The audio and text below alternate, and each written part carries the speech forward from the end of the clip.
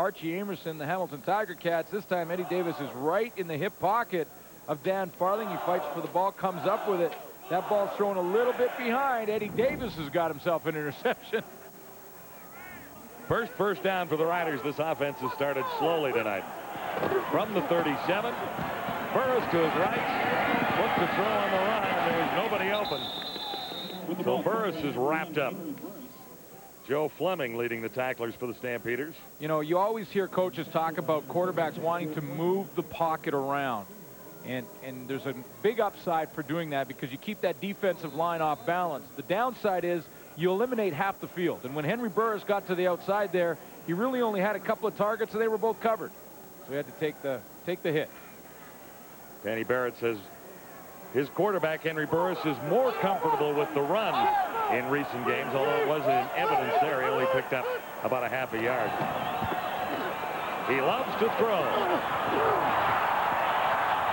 And decides to run. Ball came loose, but it was whistled down before that as Burris stretched out to try and get the first down, but he had to have had very long arms to make it there. Well, he had plenty of time to throw the football, and the reason he did is because the Calgary Stampeders were just rushing 3 defensive linemen.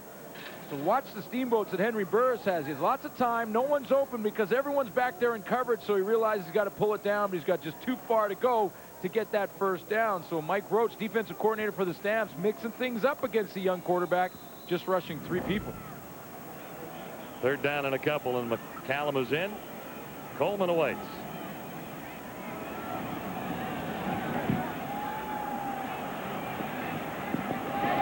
Down at the 27. And Coleman is wrapped up by the first wave of Saskatchewan tacklers led by Omar Morgan. And there's a penalty marker in the vicinity.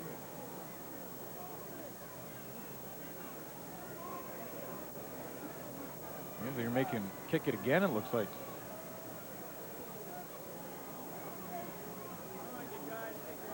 Holding, Saskatchewan 47. Third down repeated.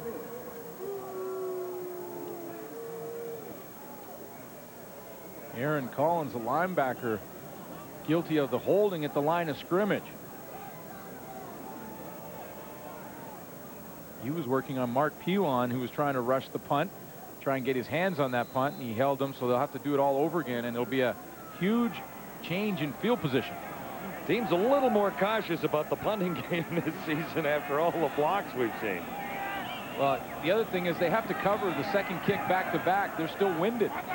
And this will help out the Stampeders because Coleman gets it at the 40 and he's to the 50. So a quick 20 yards difference there. Shrochinski leading the tacklers on a 9-yard return. Kelvin Anderson on Labor Day said in the newspaper, give me the football, because he wasn't seeing a whole lot of it. Wally Buono read the paper apparently and did start giving him the football, and that's what he's done over the last couple of games. Over a 5-yard average every time he touches the football, and that's all you want out of your tailback. Anderson had a 25-yard run on July 28th to tie the Roughriders at 32 and force overtime. So he plays well against Saskatchewan without question. First down, Calgary. Should be the final play of the opening quarter. Dickinson looks deep, has a man wide open. Bo Richter made the catch and stepped out of bounds after a huge gain on what will be the final play of the opening quarter at Taylor Field. Bo Richter picks up 32. Well, he had plenty of time to throw that football, and Bo Richter finds an opening. Just 1 point on the board. It belongs to the Calgary Stampeders after 1 quarter at Taylor Field. You believe in miracles? Those Argonauts with Mike Clemens, the coach, have the Eskimos down at Commonwealth. Holy crow. Stampeders are threatening to hit the end zone for the first time here tonight to begin the second quarter with a 1st and 10 inside the Saskatchewan 30. Dickinson onto the cover, and he has Alan Pitts. Pitts is a little shy of the first down. Mark Bo Richter's really got the Calgary Stampeders down here. Remember early in the game when Dave Dickinson audibled to that little hitch pass to Mark Bo Richter? Well, a lot of times plays like that will set up plays for later. And watch the fake hitch and then down the sideline by Bo Richter on that big play on Omar Morgan.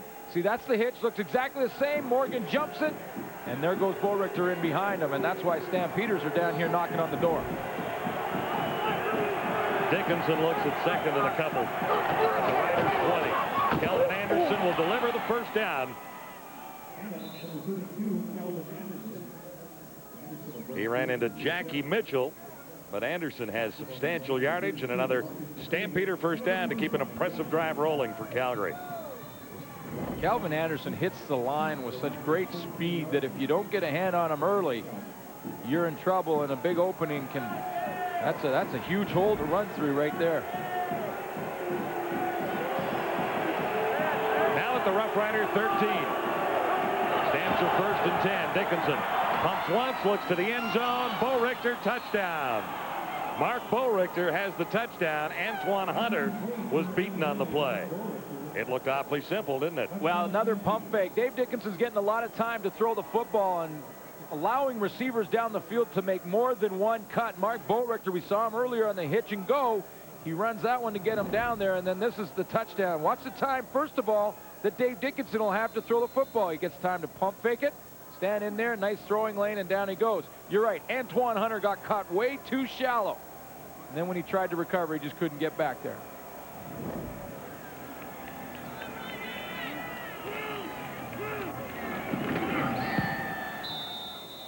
Mark McLaughlin makes it 8-0 for the Calgary Stampeders. Mark Bo Richter has his 4th touchdown of the season. It's Adidas Friday Night Football from Regina.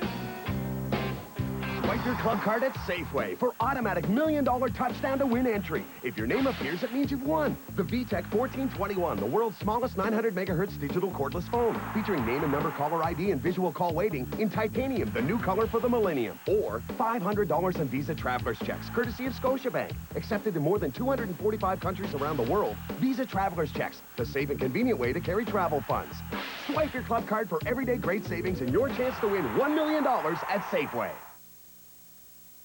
So I hear you're from Canada. Yeah. How's it going, eh? Do you want a donut? I thought all they had up in Canada were lumberjacks and coolers. Is there running water up there? Where's your tube, gay? New dude beauty. I'm Canadian! Enter the Gillette VIP Access Contest, and you could go behind the scenes at exciting sporting events around the world. This VIP Access Pass is your license to build your own dream car. You'll work behind the scenes with the innovative creators of this concept car, the Tri-Posto, the Gillette Behind the Scenes VIP Access Contest. Enter where Gillette products are sold. At Walmart, Duracell Ultra Batteries and the revolutionary new Bronze Synchro Shaver are both available at everyday low prices. Danny Barrett's Rough Riders down by 8. Let's bring in Ray Morrison. Thanks, John. I'm here with Vincent Donaldson, who joined the Saskatchewan Roughriders about a decade ago. Tell me what you remember about the 5-in-a-row season back in 1993. I remember that, you know, we was having a lot of fun. We had a few new changes as far as personnel, but we had the new American teams in the league, and it was a lot of fun. Now, you got hurt in the Montreal game, suffered a concussion, so you've had to watch since from the sidelines. But tell me what you're seeing here, this resurgence in Rough Rider football. It's great. You know, we got a sold-out house. You know, the fans are supporting us, and, you know, as a team, you know, we're playing pretty well, and hopefully we can sustain what we're doing and carry it throughout the year. Hopefully we'll see you in uniform soon. Thank you very much. Hope so. Thanks a lot. John. Your old partner, Vincent Donaldson, and there's a key to how you guys won 5 in a row. The new American teams. We forgot about that. Yeah, well, all but Baltimore, we kind of feasted on them, too. But Vincent Donaldson, the hitman, is healthy. But it's tough to get in the lineup when you're 1-4 in a row. Yeah, you're right about that. Darren Davis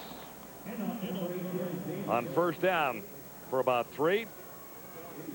Coaches are superstitious in a lot of ways, just like the players. And if you're on a winning streak, you don't change anything, including socks, including, well, I won't go there. Those delicate undergarments you're talking about. I'm talking about delicate undergarments. You just try to keep it going as long as you can. Riders try and get on track here on 2nd and 7. And there was early movement. Which side of the line caused it? Right side of the Calgary Stampeder defensive line, Jeff Traversy and Ray Jacobs took off early, but were they drawn off? Offside, Calgary 94. Still second down. Well, they got Jeff Traversy that time. Well, Jeff Traversy was trying to run a stunt. He was trying to get upfield so that Ray Jacobs could cut underneath, and got up there a little early. So the Riders are now looking at 2nd and 2. We're early in the second quarter at Taylor Field. It's almost full tonight. And that'll be a first down for Darren Davis as the Riders move out across the 40 to about the 45-yard line.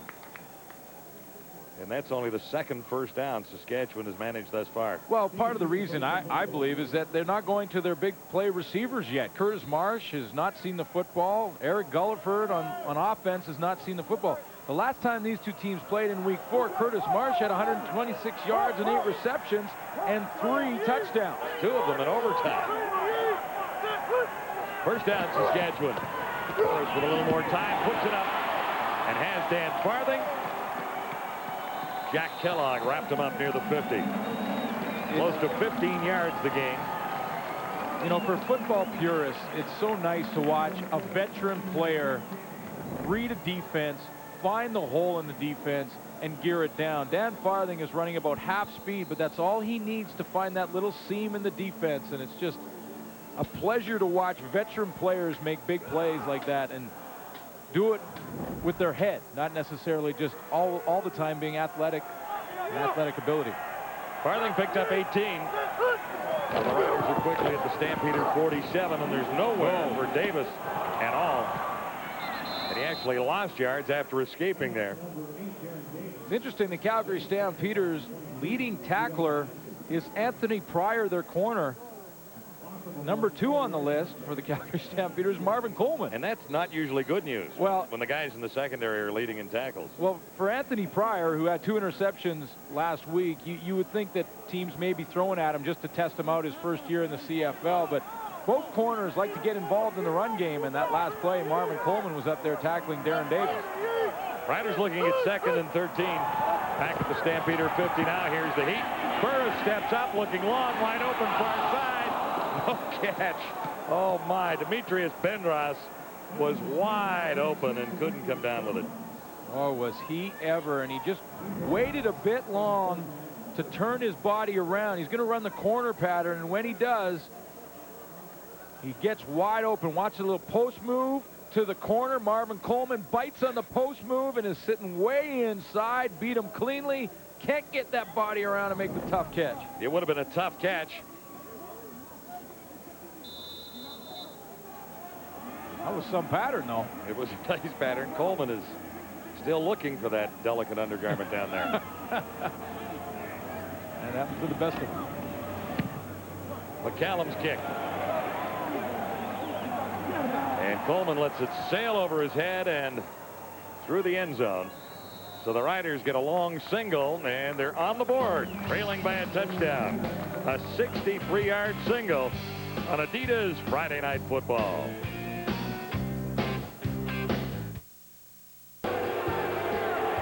Back for the Stampeders' first down after the Saskatchewan single beginning at the 35. Dickinson, 2 receivers near side, looks the other side, he's wrapped up. Ball is loose, and the Stampeders end up falling on it. It's Kelvin Anderson recovering. That was a fumble, definitely. Marcus McDavid created something down there and got through to Dickinson. Again, full-out pressure from the Saskatchewan defense. Look at them all lined up on the line of scrimmage, coming off the edge. Going after Dave Dickinson, forcing him to throw that football when he doesn't want to or hang on to it. Marcus McDavid gets there before he can get rid of it. The ball's on the ground. Calvin Anderson really saves the day for the Stamps. He really did. He's made a couple of huge plays without the football tonight. 1 block and then the recovery there. Little play-action fake. Near side. Kelvin Anderson. And Anderson has the first down. Tried to get to this play early on, and because of the pressure on Dickinson, he didn't have time to throw it. If you can remember, it was one of the first series of the first quarter. They go back to it. Kelvin Anderson just going to slip out here. Looked like he's blocking. slip out and catch the screen pass. Fake hitch to the right side. There's the fake. They've run that play to Mark Bohlrichter and then go back to the screen to Kelvin Anderson. Coverage was nowhere to be seen. Huge play for the Stampeders. Anderson picks up 24. Calgary is out at the 50-yard line. First down. Dickinson unloads in a hurry, and that one was deflected, I do believe. Aubrey Cummings was the intended target, but it was a wobbler one way or another going out to Cummings and nowhere near him. Well, the Saskatchewan defense right now, led by Gary Echeverry, their defensive coordinator, is deciding to go with some pressure. Marcus McDavid, the free safety in the last two plays, has been up on the line of scrimmage. Look for Dave Dickinson to go down the middle of the field as they continue to gamble with their free safety. 2nd and 10. Dickinson got on half of his passes for 109 yards so far tonight. More pressure. And the catch is made at the 40 by Alan Pitts.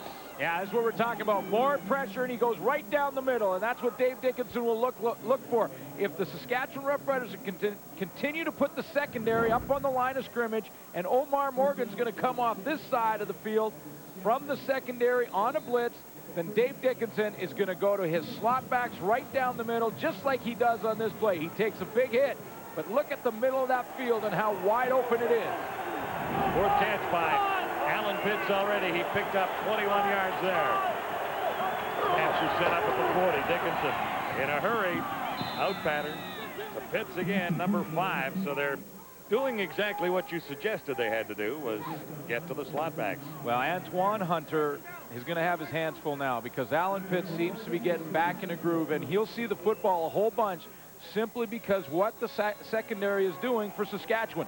If they're going to continue to blitz Dave Dickinson, you know he's going to look for Alan Pitts, especially with Travis Moore out of the lineup. 5 catches for Pitts. He picked up 6. This is 2nd and 4.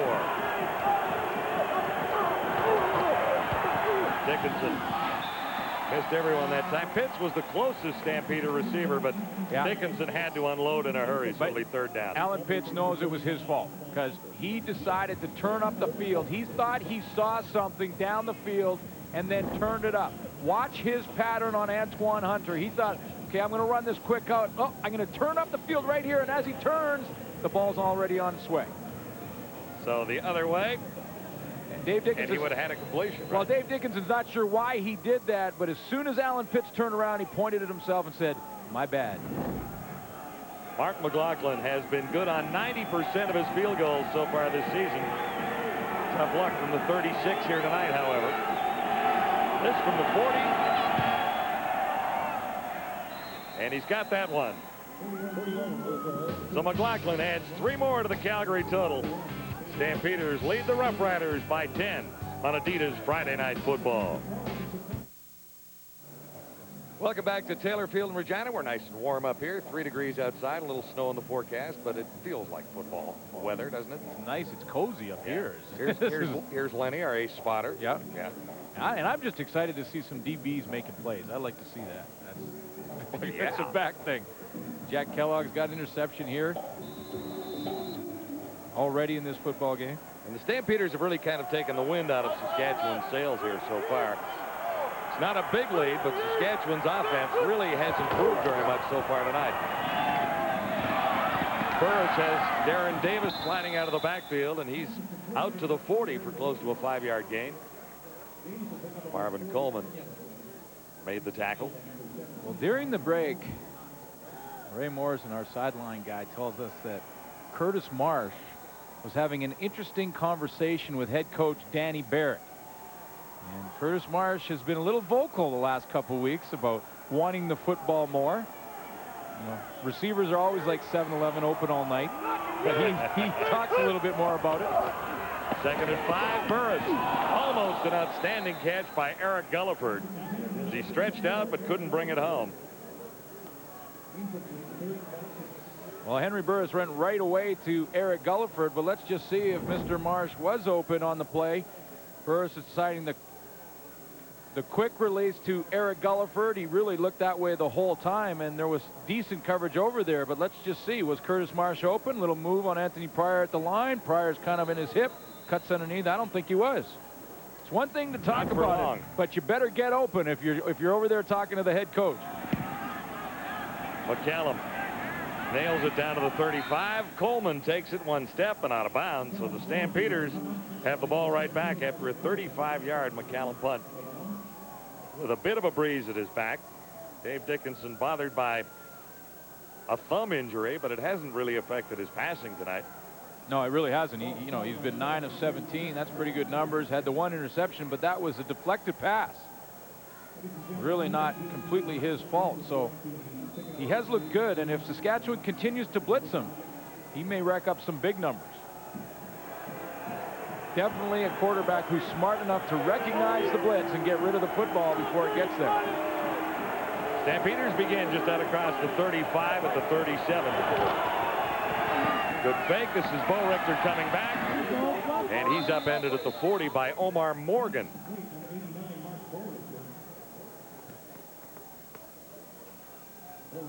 Top 2 touchdown tossers in the league are in this one tonight, and they're tied now. Burris came in with a 1 touchdown lead on Dickinson. Now, obviously not found the end zone yet tonight. That has really quieted down this crowd. Pretty much capacity crowd here at Taylor Field. One thing that the Roughriders haven't done tonight, though, is make too many huge errors. No, and that's why they're still in it. Yeah. On 2nd down and 6, Dickinson puts it up and then brings it down. Alan Pitts, and they call it a catch. Rider fans on the far side disagree. Jackie Mitchell was covering, and he was about 4 yards off, but he thought he had a pretty good view of whether or not Pitts got his foot in bounds. He doesn't think he did. The officials, there were 2 of them on the spot, say that he was. Alan Pitts is going to run that corner pattern. And Dave Dickinson throws it out in front of him. He's open on Jackie Mitchell, but was his foot in bounds? You only need 1 foot. Ball is caught. Right foot. It looked like it was inside the line. A little tough from that angle, but net result 28-yard gain. First down Calgary. Here's the pass. No one home near the 20-yard line. Let's go back and take one more look and see if Alan Pitts did have his foot in bounds when he caught that football. You just need the 1 foot in bounds. There is the catch. He's got it right now. That right foot. Close, but I think they got the call right. Well, there's 2 officials. There's one up there and there's one here. I mean, between the 2 of them, I think they can get it right. Yeah. And they're right on the spot. And Alan Pitts, what a great job of keeping his composure on the sideline, getting that foot in bounds. Seems like he might be back. Definitely having a first half that's memorable. That one is tipped at the line. Vince Danielson was the intended receiver. Well, John, this is a team, though, in the history in the last 4 or 5 years, the Calgary Stampeders, that have really relied on their slot backs, whether it's been Jeff Garcia at quarterback or Dave Dickinson. They're a team that goes to the slot backs more often than not. In the last 4 games, they've gone away from them. They're averaging just 6 passes to the slot backs per game. Well, last year, that was in the double figures at 10 passes per game and close to 150 yards. So they've gone away from the slot backs a little bit, but I can see with the Alan Pitts game, the game that he's putting together so far, they may be back there.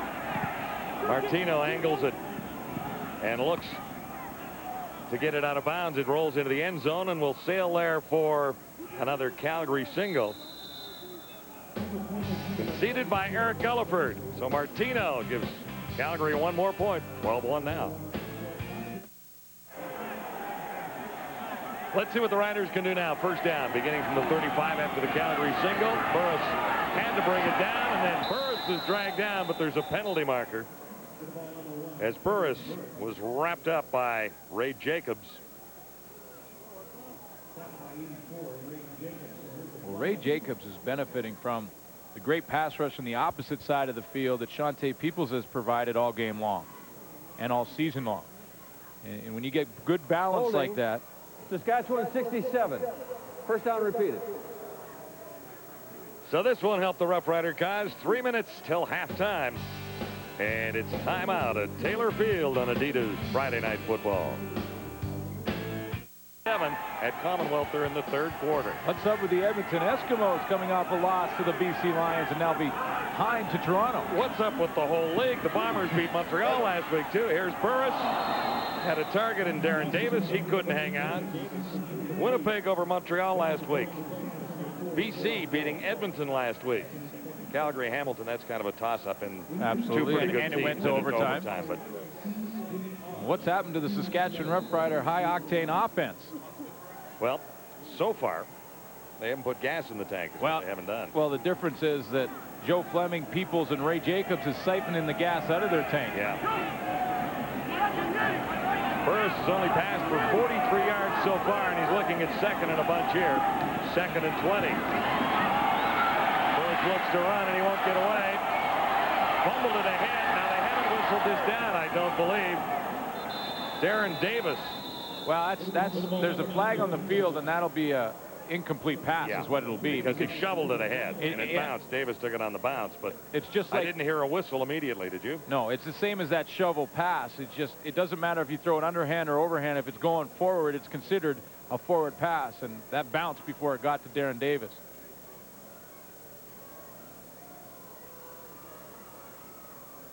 Who was short of the first down anyway. Yeah, doesn't much matter. But it is 10, 15 yards in field position that Danny Barrett's wondering if he can try and get out of this, but I don't think he will be able to. Again, good pressure from the Calgary front four on Henry Burris. He has not had time all game long to set up in that pocket and comfortably look down the field. Well, the discussion continues down there. Burris coming into the game hitting on 54% of his passes for 24 touchdowns, 15 interceptions. Dave Ewell, in charge of proceedings tonight, has it all figured out. Illegal forward pass. Saskatchewan #1. Penalties declined. The pass was incomplete. Third down. Well, the other thing was Henry Burris was over the line of scrimmage when he did that. So that was the illegal forward pass. So here it is, and this is a forward pass. It doesn't matter if it's underhand, overhand, or around hand. That's considered a forward pass, and Burris was about 1.5 yards over the line of scrimmage, which made it an illegal forward incomplete pass. Yeah, because it was a one-hopper to Darren Davis. Here's McCallum's kick with the wind. It's high and coming down at the 35. Coleman returning for Calgary, and he's to the 45 with 2:22 to go. In the opening half, Stampeders have an 11-point lead, and we'll have all the stories, scores, and highlights with Dutchie and Rod tonight, 1 o'clock Eastern, 10 p.m. Pacific time, basically right after we're done here at Taylor Field tonight. Sports Desk. Talking a little Olympics. What's up with Canada? What, we only got three medals now? I think we've got 4. 4 medals? We got one on trampoline today. Oh, good. Okay. Or yesterday. Day 6 or day 7. We're coming on. Stampeders first down. Dickinson with time. And he has Bo Richter sliding out of bounds near midfield. Mark Bo Richter is going to want to play the Saskatchewan Roughriders every week. Week 4, he had 6 catches for 158 yards and a touchdown. And he's off to a pretty good start in this football game against them in game 2. Well, he has the touchdown, and he had the big play to set up the touchdown for 32 yards. And there's what he's doing so far tonight. He's on his way to a 100-yard game. Second down. Kelvin Anderson takes over from there. Good run for Anderson. He's inside the 45 off the right side, and that's a 12-yard gain. He's a little happier than 3 weeks ago, is he not? Oh, Kelvin Anderson smiling on the field too. Pretty simple to keep a tailback happy. That's just give him the football, and to keep a receiver happy, you throw him the football. And Mark Bo Richter, he's a rookie, so he's just happy to be here. Superb opening season to his CFL career. Dickinson looking long and looking for Alan Pitts, who almost made the catch but would have been out of bounds. Antoine Hunter tested by Pitts again. Well, Pitts wanted a little bit of an interference call. He was grabbing his jersey, quietly arguing to the officials. They're discussing it right now. This is the end of the play. I think right when he came out of his break, there was a little bit of a pull, and maybe a little bit of a pull there from Antoine Hunter, but it wasn't catchable anyway. And a good no call. Yeah. Very good no call. Pitts and Bo Richter have 11 of the 12 passes completed by Dave Dickinson so far. 2nd and 10. Dickinson far side, a little low. Danielson couldn't come up with it. Well, Mark Boerichter, instead of going down the field that play, came in to block for Dave Dickinson on the backside. So he was not an eligible target down the field. He was trying to block. Omar Morgan came off. Dickinson rolled away from it. This is where Boerichter came right in here. He comes in to block on Omar Morgan, the corner.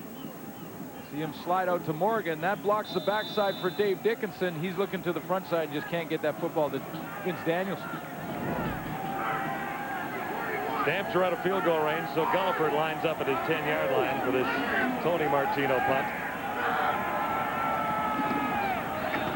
Charge was on. Martino got it away. It's not deep, and the Riders don't get a return on it, but they get a decent bounce on a 21-yard punt.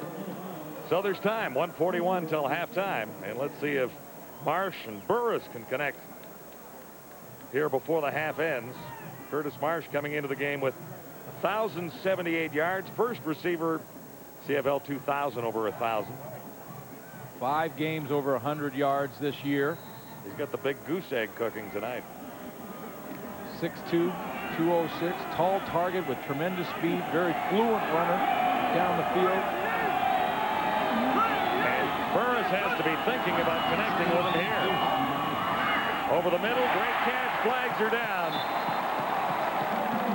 Dylan Ching made the catch. His 6th of the season, and was that a beauty? For 15 yards.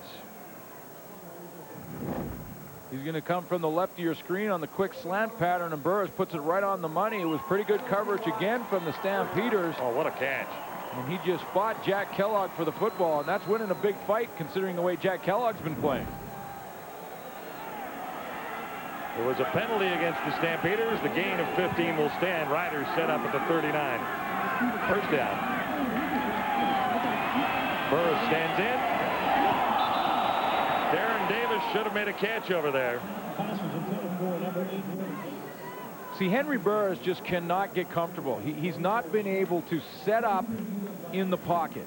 And it's a big difference when, you know, Henry Burris coming into this game was averaging close to 300 yards passing per game.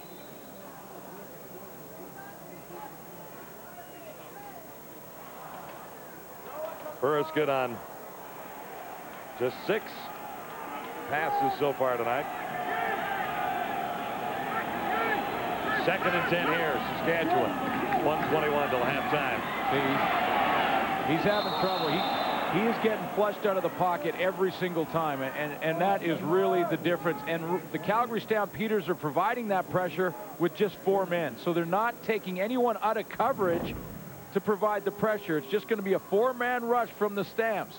But watch Henry Burris as he has to take that football. He's going to take 2-3 steps back, but he can't plant his feet. See how he's sliding his feet to the outside? He has to move the pocket around. He cannot set up because of the pressure. Joe Fleming is all the way back there in his face. Paul McCallum gets his 6th punt of the opening half away. Not bad, down to the 20. Marvin Coleman wrapped up as he crosses the 37-yard line. You know, and it's I guess a little bit surprising when you think of the way the offensive line for Saskatchewan has played over the last 4 games in this 4-game winning streak. They've really played well up front, and right now they are struggling against that Calgary D-line. Yeah, it's all they can do to handle the pressure from Jacobs, Traversy, Fleming, and Peoples. I think Jacobs is having another big game. They're going to have to find a way to maybe double-team him and keep him off of Henry Burris. Now the Riders, without a first down in the last sequence, have given the ball back to Calgary with 1:06. That's time for Dickinson to get near the end zone. That one tipped at the line. Danielson was the target. A couple of tips at the line for Dickinson tonight. See, the thing that the Calgary Stampeders are doing now is they're blocking the pressure. They're bringing Mark Boerichter into the backside. They're bringing Calvin Anderson in to block for Dave Dickinson. Look for those quick screen passes to Boerichter again. Make him look like he's going to come in and block, fake it, and then sneak out of there. Boerichter to the near side, this time along with Aubrey Cummings, number 87. And 3 receivers to the wide side of the field. Dickinson looks over in that direction and has Alan Pitts again, short of the first down, however.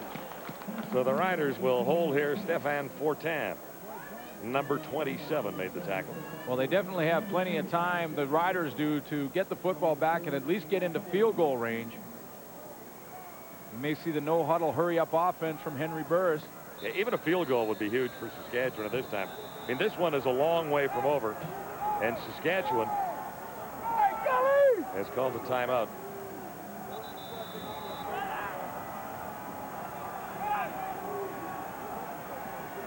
Well, it looks like they wanted to try and do something on special teams on this return team. Either set up a special return. Eric Gulliford's coming closer to the sideline to find out exactly what the plan is.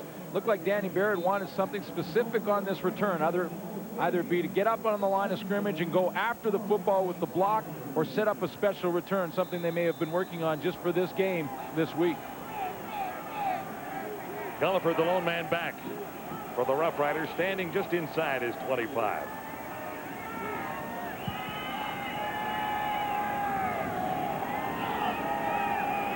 They'll put a charge on Martino. They don't get there. Big kick by Tony Martino. Gulliford near the 20, a little dance there, and he's wrapped up after about 4 on the return. A 45-yard punt. So 48 seconds till halftime, and well, at halftime they're going to go in Saskatchewan and figure out how to block Ray Jacobs and Joe Fleming up front, both having big games. Ray Jacobs is getting back and getting pressure on Burris. Not a lot of sacks tonight, but he's getting back in the backfield and forcing Burris to move his feet and not get comfortable.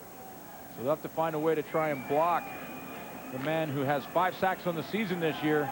He had 4 all year a year ago. Stampeders very solid up front against a veteran Saskatchewan offensive line. Stampeders winning the battle so far.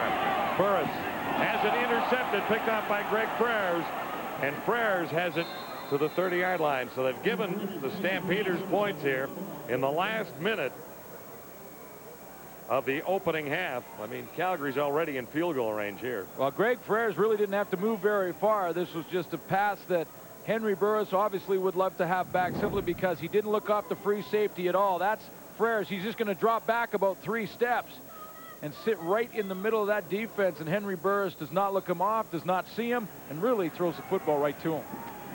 Intended target appeared to be Farthing, but he really had no chance. Boy, safeties love that kind. That's a freebie right there. That's a thank you very much. Frères' 6th interception. We remember a couple that went for touchdowns. Stampeders first down inside the Saskatchewan 30. Pitts was the target. He couldn't bring it down. Dickinson's pass intended for number 18, Alan Pitts. In the warm-up, Calgary Stampeders were running their offensive plays, and they threw almost every single pass to Alan Pitts. And we were up here talking about that, thinking maybe that's the game plan. Well, Pitts close to 100 yards in the first half alone. He's got 7 catches, but they went in his direction a few more times than that. 2nd and 10 at the Riders' 28. Time ticking down in the first half at Taylor Field. Dickinson, shotgun, rolls to his right, and down to the 5-yard line. He's got Alan Pitts again. So the Stampeders have plenty of time to get to the end zone. They won't have to settle for just a field goal try from about 30 yards out. Alan Pitts knows that Antoine Hunter's got to keep inside position. So he's going to run, push him to the inside, and run that corner pattern back to the outside. As a defensive back, you got to seal the inside, especially with no safety help. You see Antoine Hunter staying way inside position. That gives Pitts about 2 yards to the outside, and Dickinson puts it on the money. Yeah, lots of confusion on the Roughriders side down there. They tried to get 4 players in after the Stampeder huddle, and now they're allowed to make those substitutions. Alan Pitts has just recorded his 64th 100-yard game. He's back. He's back. He may have more yardage in this game alone than he's had over the last 4 games. Well, last week, for example, he had 5 receptions through the whole game for 43 yards. When you have the greatest receiver in CFL history in your lineup, you need to throw him the football a lot more, and you can see him what a night he's having. 1st and goal to go. Stampeders are at the Roughrider 5. 3 cracks at it from there. And the Rider fans finally come to life to try and throw the Stampeders offense off. Dickinson, a little flip out there, and he's got Anderson for the touchdown, but there are markers down right on the line. Pretty athletic play by Dave Dickinson to get the football out of there. He got hit right at the line. I'm not sure what the penalty is. Almost a little option play as he started to run and then flipped it to Anderson just as he was getting hit. It looks like it will count. Saskatchewan appears to be offside. Saskatchewan. Penalties declined. Touchdown stand. It's exactly what it was, John, was the option play, and Dave Dickinson has a few options on the play. He can give it to Ford up the middle. Kelvin Anderson's going to go this way, and he can keep the ball if no one goes and tackles him. If someone goes up to Kelvin Anderson, he keeps it, but that's not the case. He's tackled at the line, and pretty athletic play to flip it out there to Kelvin Anderson. 5-yard touchdown for Anderson. And that was a very costly interception delivered by Henry Burris. Because now it's a 17-point game, or an 18-point game. 19-1, Calgary leading Saskatchewan. You know, Dave Dickinson is a pretty good runner with the football, and he's going to come out here. Watch, he's going to get hit, be up in the air, and still get that football out of there.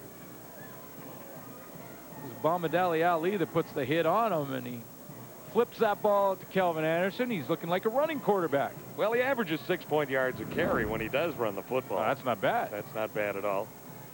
3 touchdowns running, and he has 3 options on that play. He can run that in if he's not tackled. If Ali decides to go to Anderson, then he runs it in. Ali decided to take Dickinson. He flips it out to Anderson. Very tough play to defend if you're down there on the goal line. Stampeders now have 8 points off turnovers. And that interception by Greg Frères set up the last one there. Well, over the last 2 games now, the Calgary defense has set up 24 and 8 points, 32 points over the last 2 games, or game and a half so far. Yeah. So, I mean, this defense is becoming a great offensive weapon for Wally Buono.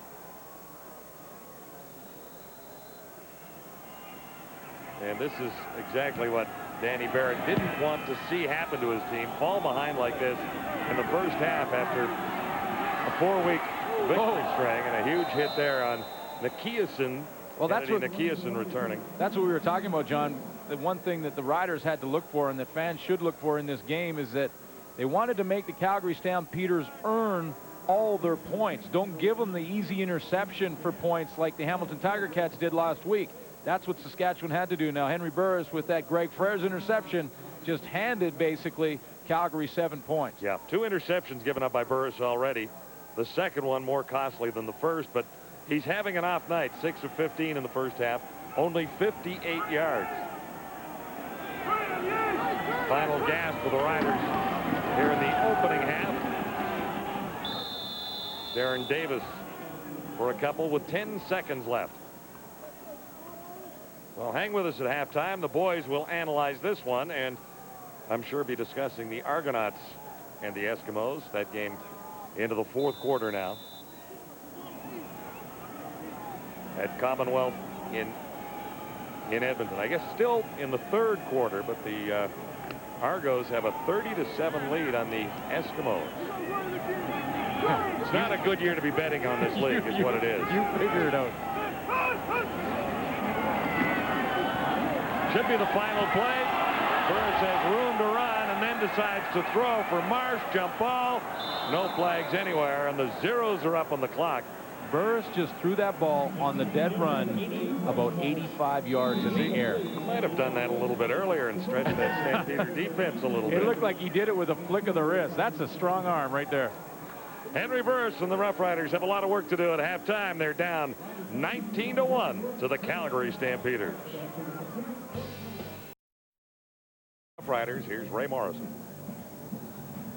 Danny, talk to me a little bit about Henry Burris not settling in maybe as you would like. Tell me what they're bringing defensively that's causing us some problems on offense. Well, they're not doing anything than what we expected them to do. They're playing very sound, solid defense in which they do. They're a very well-coached team, and we're just forcing the football, you know. And so what we need to do is play our style of football. Don't force it, and let our guys make plays.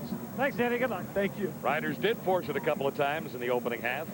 They forced it into coverage. First of all, Jack Kellogg with a big interception. That was early in the game. And then Greg Frères with one over the middle that led to a touchdown. 8 points of the Calgary Stampeders, 19 total, came off defensive turnover. So that's what Danny Barrett was talking about, having Henry Burris not force the football and just run their game plan. Second half is underway with Brock Preston returning for Calgary. He's out near the 35 with an 11-yard return, and that's where the Stampeders will begin. Sean Gallant leading the tacklers for Saskatchewan. And the quarterbacks, no comparison here. Through the opening half, Dave Dickinson had a very solid first half, only completing 50% of his passes, but for 205 yards. And the interception really wasn't his fault. Henry Burris 6 of 16, so those numbers are not good. Whoa, 58 yards. Yeah. That's way below what Henry Burris has done, not just in the last 4 games that they've won, but all season long.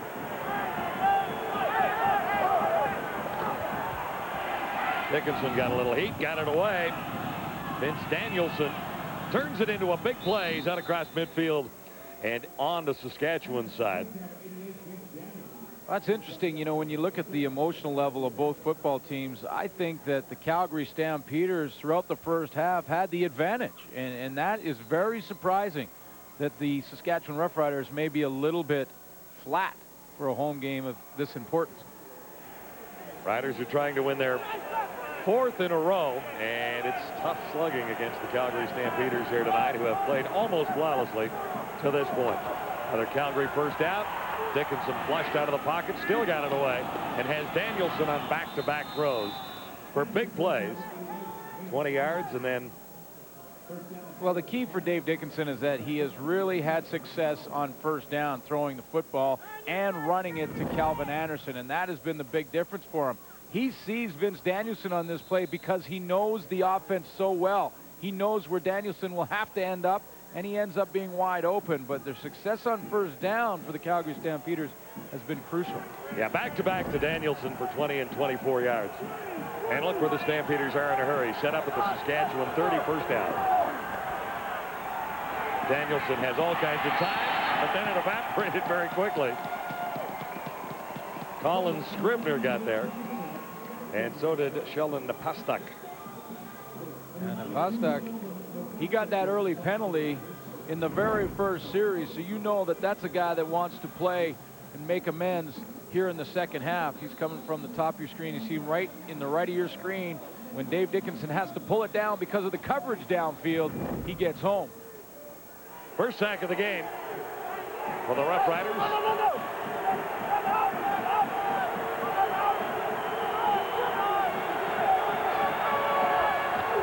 Stampeders looking at 2nd and 18. Pass complete, far side to Anderson, who turns it into a first down. Finally run out by Aaron Collins, and he should have been stopped sooner than that. Got to give full credit to left tackle Rocco Romano for getting out there and throwing the key block for Calvin Anderson on the play. He had a long way to go for the big man, and he took off in a hurry. He got out there. He's out there. Watch how he takes the block. He slides out on the screen, and look at him right in front of, right there. Look, key block right at the point of attack in front of George White. 21-yard gain, another Stampeder first down just outside the 15. Dickinson onto the cover, and he threw it right through the hands of his intended target, which was Bo Richter.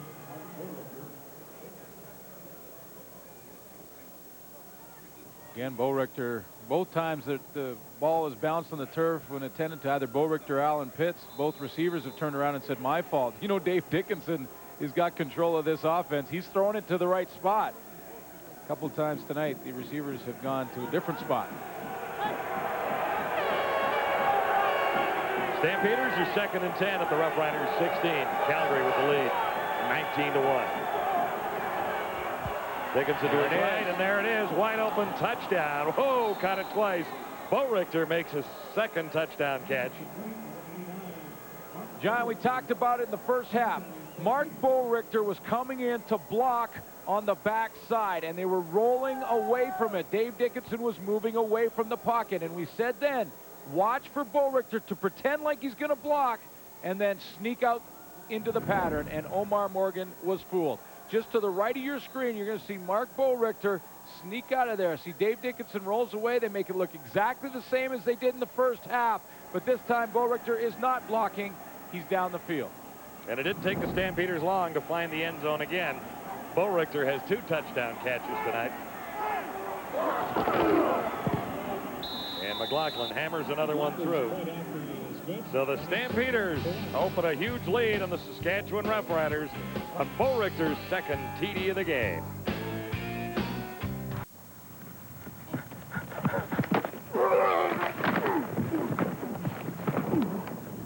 Sorry. Look, it was my fault. No, my fault. I apologize. Let me put your mouth guard down. My bad. I'm sorry. It won't happen again. They always this polite. Uh-huh. Man, that's just weird. Need a bad day? Rookie Mark Boerichter is closing in on 800 yards in his first CFL season. Couple of touchdowns tonight. In the first half, he was doing a lot of blocking, sliding down in here and blocking on Omar Morgan. This time in the second half, he says, okay, I'm going to make it look exactly the same, slide into block, and then he sneaks past Morgan. You saw him jump up in there. Completely fooled on the play.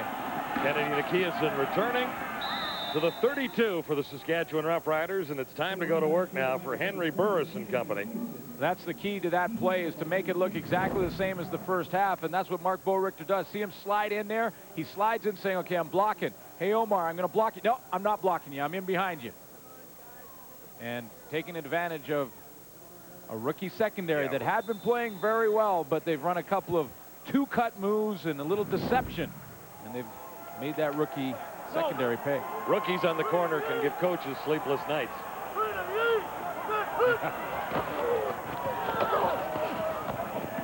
Chris Zarka averaging 6.8 yards a carry. And he doesn't get the football very often. That's only his 21st carry. Burris trying to find the answers. I mean, he's had 4 very good weeks and led the Riders to 4 straight victories. But tonight, he's been off his game. Or maybe the Stampeders more importantly have been on theirs and really taken it all away from Henry Burris and the Roughriders. Thus far, it's 26-1. Burris got it unloaded in a hurry, and Farthing has another catch. He's the guy they really go to in the clutch. And see how close he got to a first down here. I think he's short. He's short, and he's very close. The fans want Danny Barrett to go for it. I think he's going to send on the punt team. Yeah, I think it's a little early in the third quarter at this position on the field, and it looks like a long yard from our vantage point. It's a long yard and a good decision. There's lots of football left to be played in this game. I guess technically it's not a long yard, because if it's a yard, a yard is a yard, right? Yeah, but it looks long. That's just one of those, that's a football lingo thing. Yeah, you're right. McCallum, not deep, down at the 35. Coleman, and Coleman broke 1. He's out across the 45 to the 47. Dylan Ching leading the Saskatchewan tacklers, and guess what? The Stampeders are first down again with a 25-point lead. Back at Taylor Field, Regina. Calgary Stampeders are handing it to the Roughriders thus far. Dave Dickinson has the hot hand.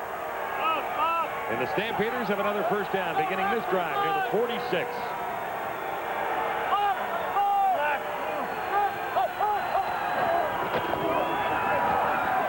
Kelvin Anderson finds room to the far side, and another Calgary first down.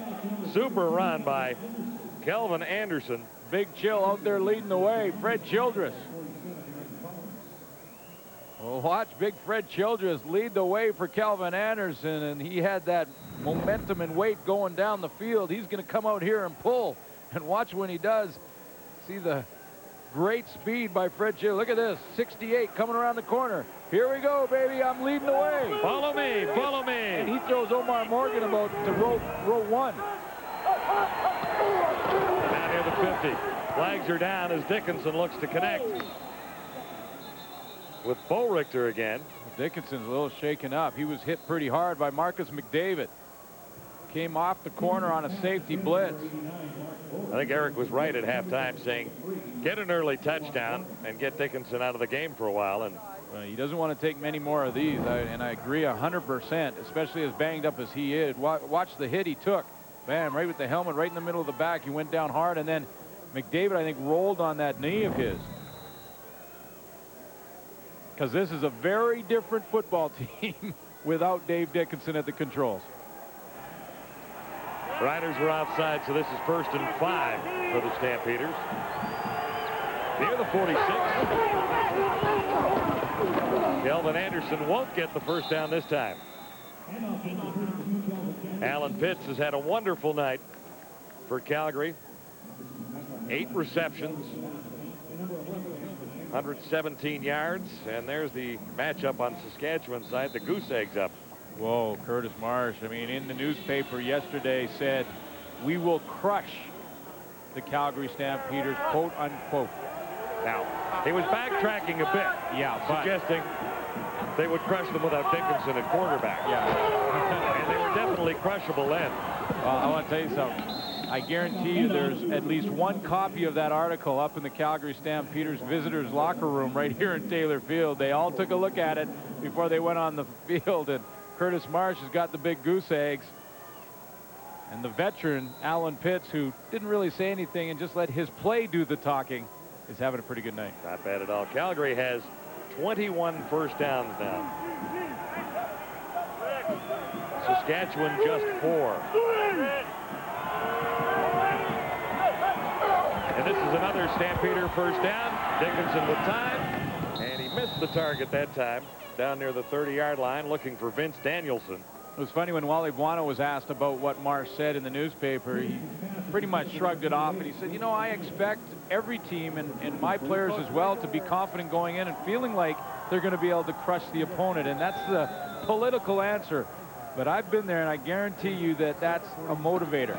When another team is beacon off in the media about crushing you before a game, it becomes a personal game, a personal affair, and you're out there not only playing for the team, but playing for your personal pride. On 2nd and 10, Dickinson got away from the first wave, the second, but not the third, as he broke a tackle from Andrew Henry, and then was finally wrapped up by number 96, Mamadeli Ali. Ladafius McCalla had a crack at him. Andrew Henry had a crack at him. He ducked both those tackles, but the third guy got him, Mamadeli Ali. Here comes the first one. Ladafius McCalla off the edge, ducks him underneath. There's Henry. Oh, missed him. Ran through him. And then down he goes with a little help from the first pick overall this year from the ABC Thunderbirds, Tyson St. James, who's getting a lot of playing time and playing pretty well here tonight. A 99 CIU All-Canadian and a J.P. Medfors Award winner, Tyson St. James. McLaughlin's field goal spotted near the 45, and he's wide. He's missed a couple tonight. But that's not the end of the world for the Calgary Stampeders, who now have a 26-point lead on the Saskatchewan Roughriders. Gainer's got a new dog. Gainer has a puppy. Oh, isn't that cute? Oh. Puppy that needs a little training still, I guess. Wow, this, you know what? This crowd is completely silent. No, there has not been a lot of noise from Saskatchewan fans. Well, the Riders need a great crowd on hand, and they need a huge play. And right about now would be the time to pull it off. Lots of time left for Henry Burris. Stands in, he's got protection, looking deep. Pendros was the target, and he made the catch on his back. Demetrius Pendros. There you go. All you need is a big play to get this crowd back into it, and just like that, they're back into it. You see, they never listen, Glenn. They just won't listen. We just got to get a mic down there on quarterback so he can hear what we're saying. All you really need to do is have one big play to get the crowd in it and get yourself a little bit of momentum and see if you can't build on it. And maybe a little luck here, too. Demetrius Bendros makes the catch on his backside. Bendros, hey, that's a big, big-time catch. In the first half, he dropped one he should have had. That's maybe one he shouldn't have had that he came up with. So he's even now, and if the Riders can go in and score here, we might have a finish to this one. Burris feeling a little more confident now. Another strike. There's Marsh has his first catch of the game. There he is. And the Riders have another first down. And, John, it was the first time that Henry Burris really got the opportunity to step up strong in the pocket and deliver a strike, and that was the difference from the first half. First half, he wasn't able to step up. He was getting bounced out of that pocket. And when you can step up and you've got a receiver like Curtis Marsh that has the great speed to find the open area, you can throw the strike, and that's exactly what Henry Burris does. 43 yards to Bendros, 17 to Marsh. First down, Saskatchewan. Burris looks down to the 5, and he has Marsh one more time. 5 yards in front of Coleman. Make it a 7-yard gain now. Looks like you really wonder how you can turn things around so completely on one sequence. Old Mo's an interesting character. Old Mo. Old Momentum can just switch sides anytime, and right now he's on the green side. Watch Henry Burris step up on that throw to Curtis Marsh. See how he could step up in the pocket? Gets hit afterward, but he stepped up and threw a hard, strong pass over the middle. Something he couldn't do in the first half. 2nd and 3 for the Riders. At the Stampeder 4, there's the touchdown. Darren Davis. And that's a little more like it for the fans at Taylor Field. It's amazing what one big play can do for you, and Demetrius Bendros came up with it.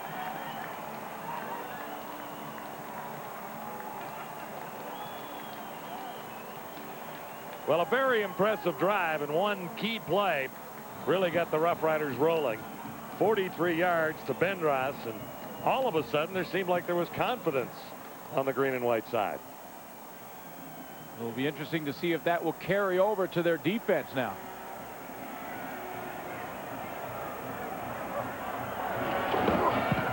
Riders have their first touchdown converted by Paul McCallum, and there's hope at Taylor Field, Regina.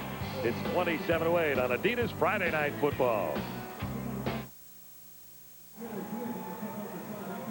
Well, there's Gainer's touchdown machine rolling around Taylor Field for the first time tonight. Actually, they've got quite a parade going around here. Well, here's one more look. Now watch Burris and how he's able to step in strong in the pocket. See, no one in his face. First half, he had people in his face the whole half. He has the opportunity now as Darren Davis just going to come out of the backfield underneath all of the other receivers. See how he snuck underneath them all? Alondra Johnson trips and falls. Darren Davis is open. And more importantly, Henry Burris on that drive had time to throw the football.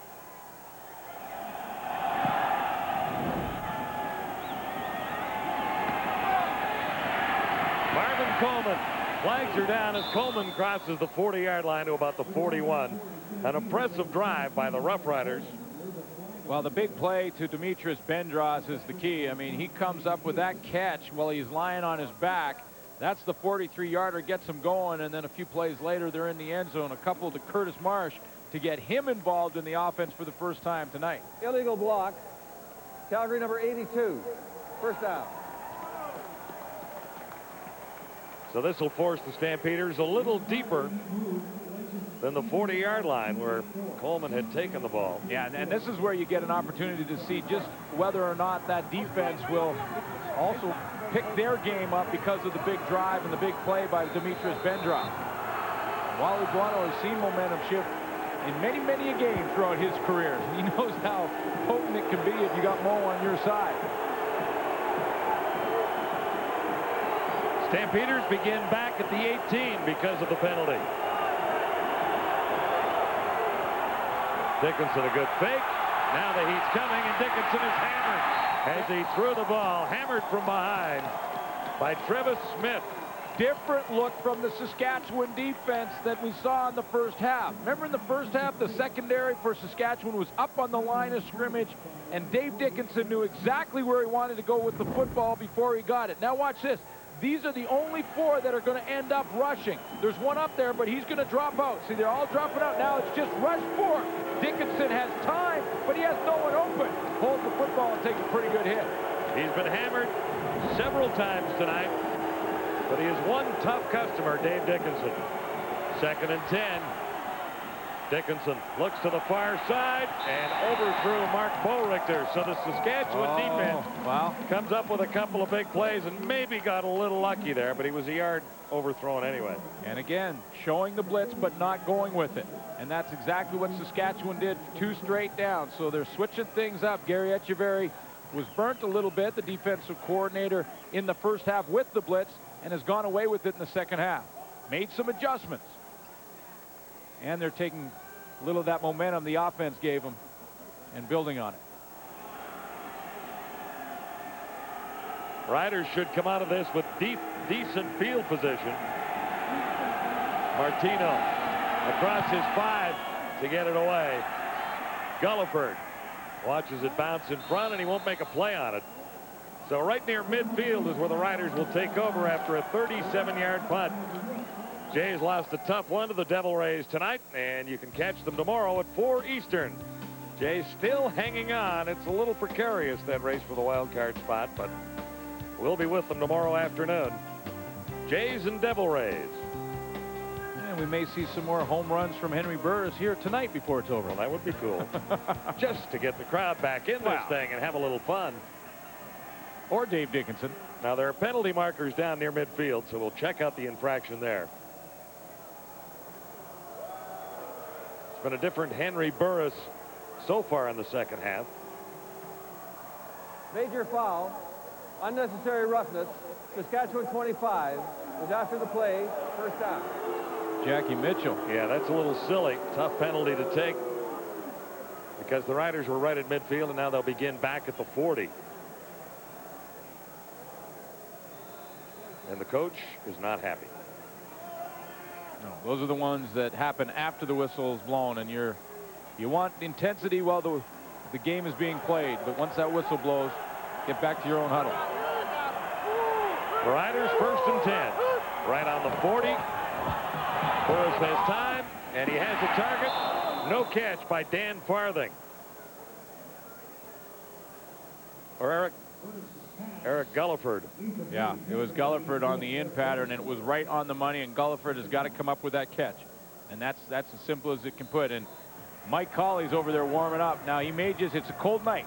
He may just be trying to keep himself warm, knowing he's going back in. But I'll tell you what, Dave Dickinson has taken a ton of hits tonight. I'm sure Wally Buono would like to get him out of this game if he can. Riders 2nd and 10. Burris pump fake one way. Contrition couldn't bring it down, and he was in open territory. That's not the quarterback's fault on the 2 passes that weren't caught on that sequence. Neither plays. It doesn't, you know, Eric Gulliford drops one he should have had for big yardage, and for even bigger yardage, Dwayne Demetrician has a chance at this one, but he tries to catch it twice. He reaches out properly to the football.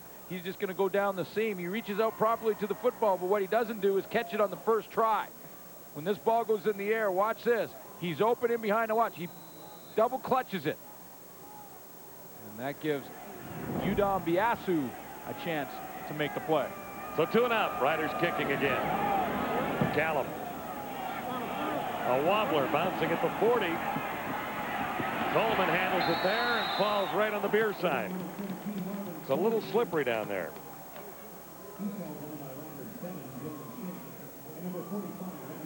Second meeting of the season for these 2 teams. Stampeders' next home game against these same Roughriders, October 6th. We'll be there for that, won't we? Yeah, they play each other 2 more times. Yeah. That's Ticket one information can be obtained there at that 1-800 number. And the Roughriders' next home game, October 14th against the Lions. It's a topsy-turvy race in the wild, wild west of the CFL. Stampeders first down, and there are markers down, and a shot on the quarterback. Marcus McDavid, the free safety off the edge, but was he offside? Did he go too quickly? It's against the Stampeders. So the answer to that is no. Is that what you're telling me? Perfect timing. Calgary number 18. Penalties declined. Second down. 32, free safety. They showed it in the last series and didn't come. This time they go up there, they show it, and they bring him off the edge. And Thomas Raham does not see him out there. He has to step inside and take the closer pass rusher to Dave Dickinson, and McDavid is right in Dave Dickinson's face. So the Saskatchewan defense has really stepped it up a little bit here in the second half. Second and 27, and another flag down. This is likely to be a time count violation against Dickinson. Did they get that one off? Violation. Calgary number 15. And that's where the 13th player may come in.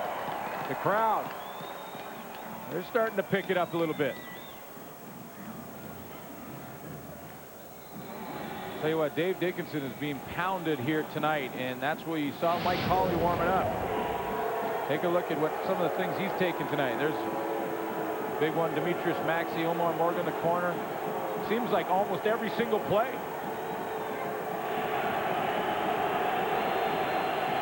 He keeps on ticking, though. This is second and a whole bunch. And what a catch by Alan Pitts to get the Stampeders out of a huge hole. Oh, baby. Oh. That is as big as it gets. Oh, it really is. And the Saskatchewan defense really let Calgary off the hook there. It was a 29-yard gain, and they needed 22 yards for a first down. Well, that's as big as it gets. And you go to your go-to guy. Well, you go to your veteran. You go to the greatest. He just slides inside, comes up with a huge one on George White, who ended up in coverage on Alan Pitts. But even if the Stampeders don't get another first down here, they got themselves out of a huge hole. Kelvin Anderson can't get around the corner. Barely back to the original line of scrimmage. Actually, he's not. He lost a yard. Well, it doesn't matter what running back you have. If you get those shoulders pointed towards the sideline defensively, you got a chance. And Kelvin Anderson couldn't head down the field. Into the final seconds of the third quarter, Stampeders with a healthy advantage at 27-8 on the Roughriders. Calgary looks at second and 11. Dickinson, 4 receivers to the far side, and that's where he goes. He'll get the first down out of Vince Danielson.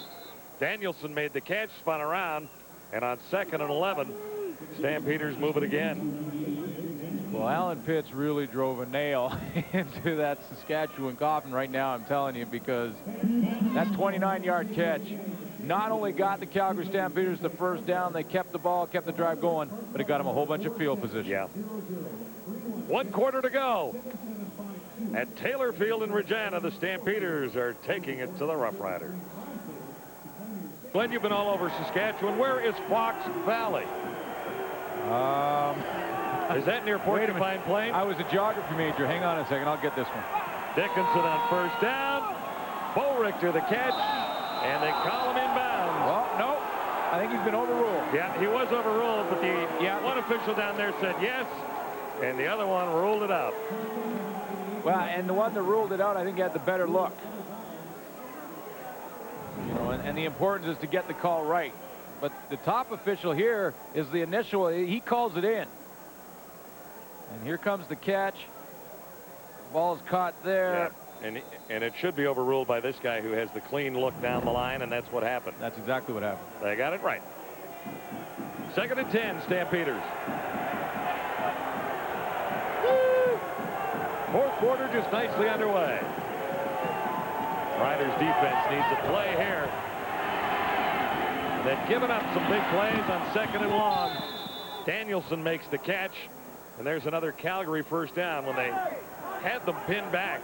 Pass complete to number 88, Vince Danielson.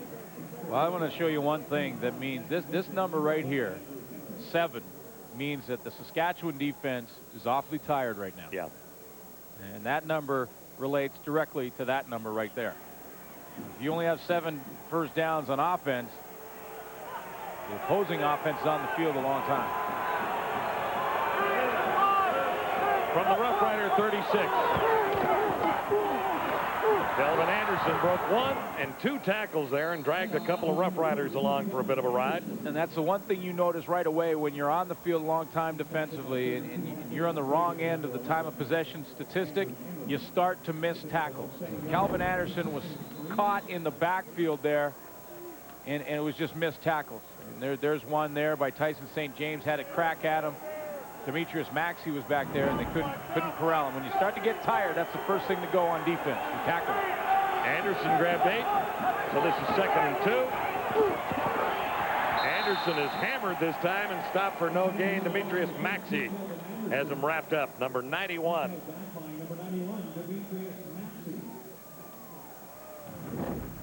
Watch the surge by Demetrius Maxey right up the middle. That's called controlling the line of scrimmage, fighting through the block. And hello, Kelvin. How you doing?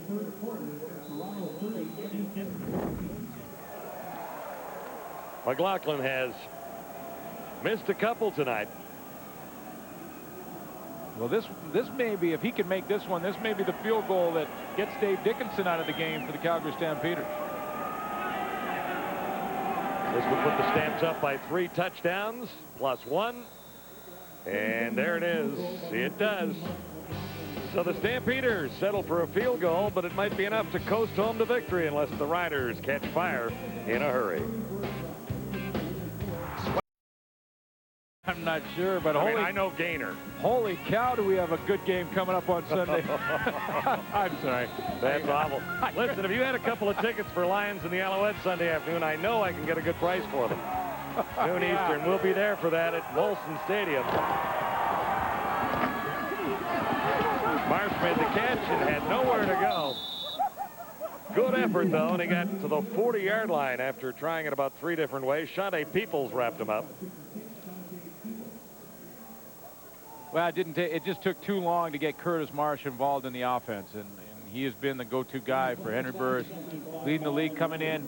We've mentioned that, but he just did not see a pass until the 3rd quarter. That was his 3rd catch.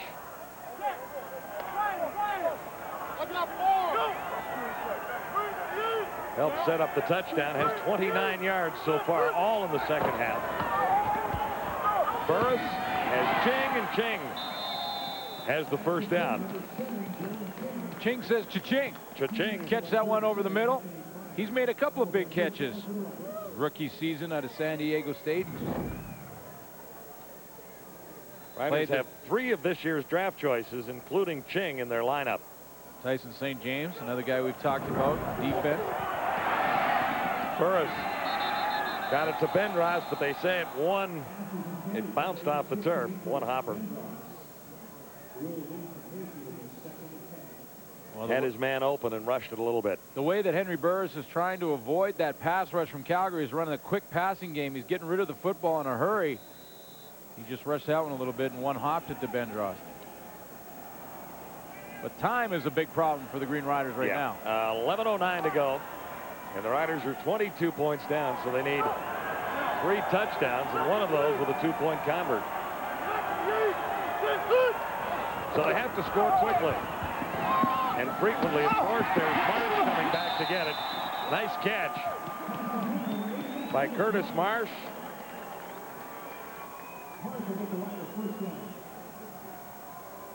Henry Burris ran right over to Danny Barrett to get a play while they were regrouping because they're trying to call as many plays on the fly as they can. They will huddle up this time. Marsh was pushed out of bounds, but you're going to try and run the hurry-up offense, and Burris and Barrett will be communicating through signals, and if Burris can get over there to hear from his head coach. Riders 1st down, just shy of the Calgary 50.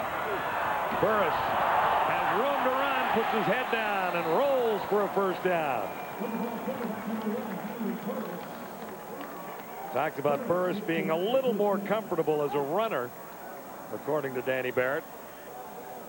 It was a key situation right there. And one of the things that Danny Barrett has been talking to Henry Burris about all week long is to get down once you got 1st down territory, because he's taken some hits before running the ball that he didn't have to take.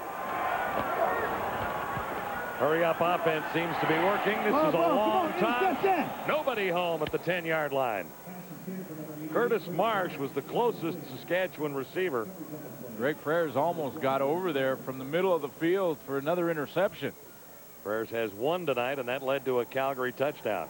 He was very close, and looked like Henry Burris was just trying to throw that one out to where either Marsh catches it or no one does, and maybe underestimated Greg Frères' speed a little bit, because he was very close.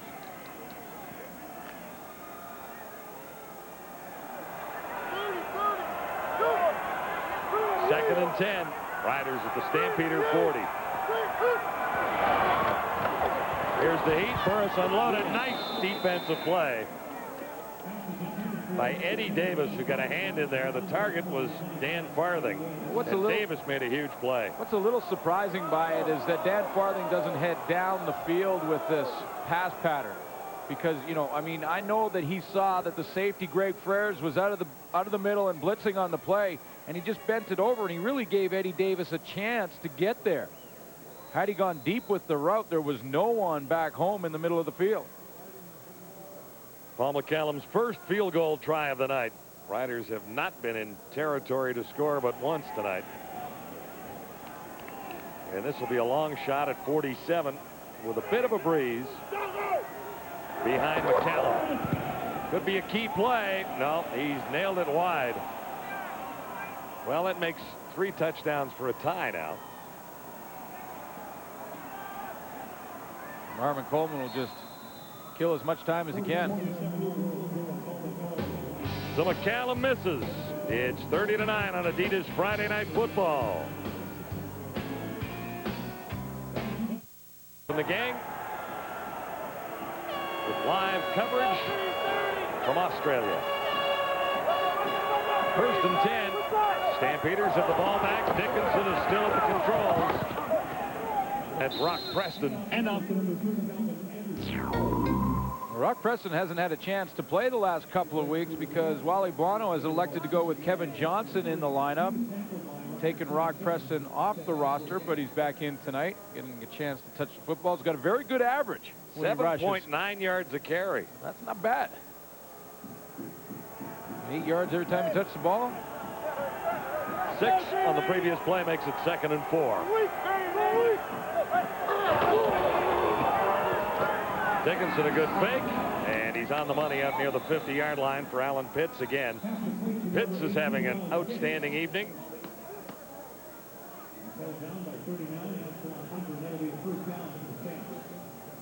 Well, we wondered where Alan Pitts had been over the last 4 weeks, but I guess our questions are answered because he's back. He's in the double figures in catches. Quick out, running crisp, sharp patterns. Well, more importantly, it was where Dave Dickinson was for the last few weeks. And Dickinson did play last week. But the Stampeders' offense was a little rusty. And Pitts again. So when your #1 quarterback misses 2.5 games. And this is what the Saskatchewan Roughriders tried to do for the most part tonight. They sent a ton of pressure from the secondary at Dave Dickinson. And when you send pressure like that, you're leaving one-on-one coverage with rookie defensive backs. And Antoine Hunter has had his hands full with Alan Pitts tonight. 2nd and 3. Stampeders at the Roughrider 45. Points here for Calgary, and it's all but over. Here's Preston. He broke one all the way down to the 25.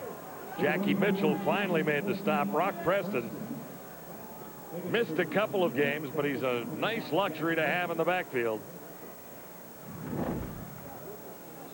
Now they have great depth in the Calgary Stampeders in their receiving core, especially on offense. Tailback position. They've had to scramble a little bit for defensive backs with Eric Sutton, who's making a good recovery from his injury. Stampeders are missing their #1 receiver, too, in Travis Moore for the 2nd straight game. There's the 7.9-yard average. He picked up 19 on the previous play, Rock Preston. 1st and 10. Stampeders now at the Saskatchewan 26.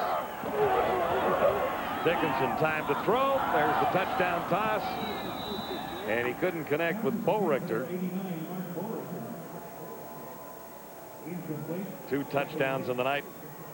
Again, it was for the rookie, number 89. Antoine Hunter was beat again, but that ball was thrown to the outside and out of bounds, or Mark Boerichter was in the end zone. Been a rough night for Antoine Hunter, but you know, it's the first time in the league and it's your first year. You're going to have nights like that. They played well for 4 straight games. The secondary was starting to gel, but they've had their problems tonight. And they've had their problems because they've been in one-on-one coverage with a great receiving corps. On 2nd and 10, Dickinson looks once and again, and Riders had it well covered that time. Cummings was the intended target. So here's what Glenn said we should watch for to begin the evening. Crank up the slot machine. Well, look at that. Yeah. We'll just put a big You're on the money there. Tick mark there. That was only 8 points off turnovers, but it was a key 8 points in the football game with Greg Frere's interception, and all of a sudden the West looks a lot different. Edmonton loses tonight. Calgary wins. They now have a 3-point cushion on the Eskimos for first.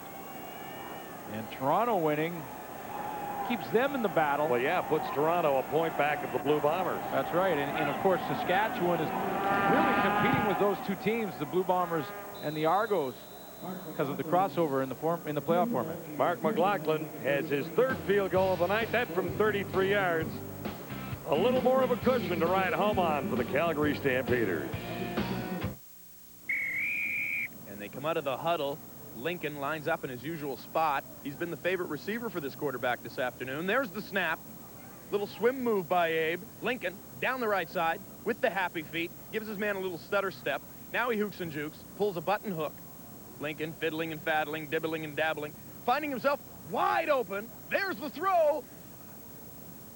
Oh, Abe, you got to carve those stones into hands if you want to play in the CFL.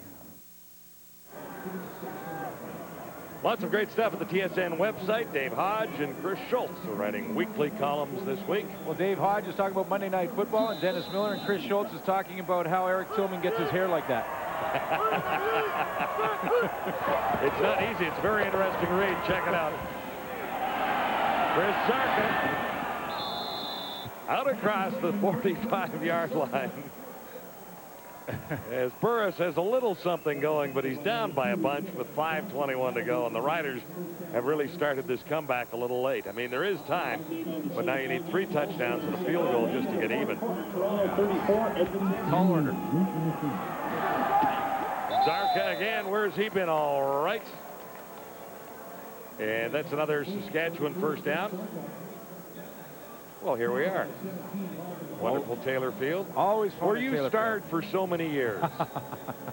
Well, intercepted 8 passes in 1991, if right? you did a survey of the crowd here, I don't know if the word star would be the word that everyone used. Burris escapes. And look at this. Bendros can't get to it. That was a rocket. Well, he threw the ball 80 yards, and he overthrew Bendros by 20 yards. It was an unbelievable throw going the opposite way. I mean, and on a line. I mean, really, you know, the Saskatchewan Roughriders in all likelihood are going to end up losing this football game, and they haven't looked good offensively. But, boy, this is why they're so excited about Henry Burris. He has such a powerful, strong arm throwing the football. He was running to his left and threw that thing seriously about 75 yards. I mean, my goodness. Huge, huge upside for Henry Burris. Yeah, and this just wasn't a good start for the Saskatchewan Roughriders. I mean, they really weren't even competitive offensively in the first half. And then one of the interceptions that Burris tossed up gave Calgary a late touchdown and a very comfortable margin at halftime. Yeah, and give full credit to the Calgary defense. I mean, that defensive front 4 in the first half dominated the line of scrimmage and kept Burris off balance. He could never set up. He could never set up and throw the football, and Dave Dickinson chewed apart that blitzing defense. And when you have a great veteran, both on the defense and offensive side of the ball, and Mike Roach, the defensive coordinator, and George Cortez, the offensive coordinator, boy, can make those adjustments at halftime and make it work for you. And full credit to them for the game plan they put together. It is a solid defense. What a luxury that Mike and Roach the offense has. is not bad either. George Cortez in charge of proceedings over there, and calls 90% of the plays, maybe 95% of the plays for whatever quarterback is in there. So he's called a good game tonight, and the Riders have been off balance. Short injury timeout, and we're back to it. 2nd and 10, Burris over the middle. He's got Bendross, and that'll be a first down, gain about 16 yards. So it's a hurry-up offense for the Saskatchewan Roughriders right now. And they better put it on double time, Glenn. It's like hurry up. Hurry. Gotta really hurry up. Sounds like curling. Hurry hard, hurry up. hard. Hurry now.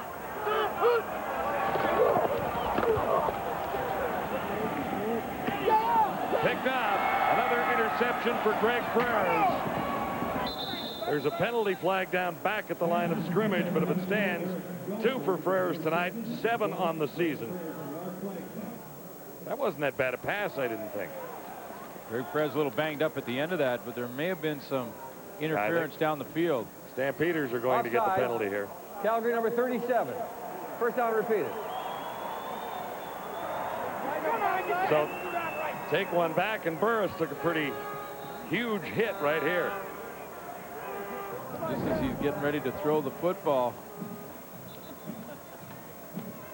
A little bit of a blitz coming from Calgary, something you don't see very often, and that's Kevin Johnson knocking him down and telling him about it afterwards. Down he goes after the throw that goes right into Greg Frères' hands, and Kevin Johnson's lucky he didn't get a penalty because he had his hands up in Burris' face mask. This was another one, the second one tonight, that was basically thrown right to Greg Frères. So jump up and make that catch. Kellogg had a chance to knock it down there and let it go. Now Frères is shaken up as he's tackled here. So he is the injured Stampeder down at the 30-yard line. He just rolled around there and hit Gene Mikowski, the side of his leg. So they're checking his ankle. And Pat Clayton, the Stampeders athletic therapist. Stampeders, the Rough Riders also got away with a bit of a face mask call on Greg Frères at the end of that play as well. So super season for Greg Frères. He was All-Canadian in 1999, and he's really picked up where he left off last year. Anybody else? Well, you know, a Western All-Star safety ahead of him?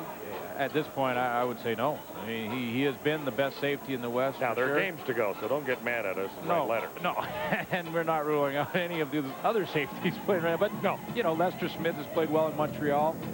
Rob Hitchcock's playing well in Hamilton. Yeah, we're talking about all Canadians. We were started with the All-West. Yeah, and, you know, interceptions aren't the only story. I mean, there's you can have a great season and not lead the team or lead the league in interceptions. Now, Greg Frères seems to be putting both sides of his game together. He's playing well and playing consistently and really is captaining that defense, but he's also getting the stats as well, and he's got 6 picks on the year.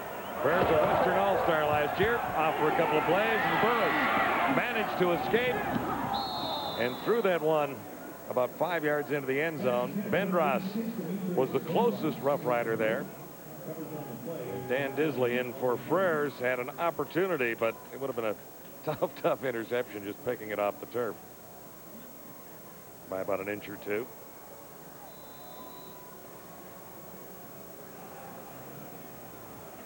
And Aldi Henry, the leading special teams tackler in the CFL. This guy plays great football, doesn't he? Also in the secondary right now. So there's a couple of replacements in for the Stampeders. Let's see if Burris can take advantage on 2nd and 5. Not that time. Looking for Marsh, and there was a mix-up.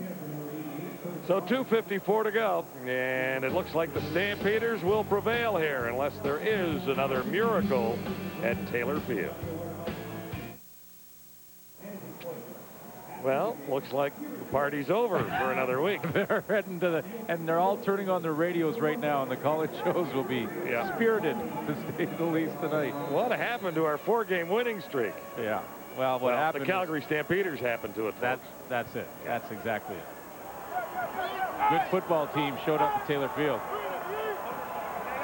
A gamble here, 3rd and 5. Riders have really no choice.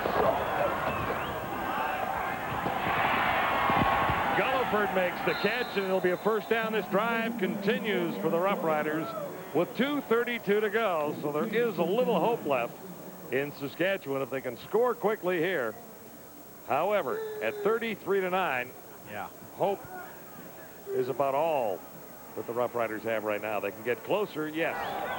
When they score 3 touchdowns and a field goal, well, Marsh could have had that one. Well, their for chances 6.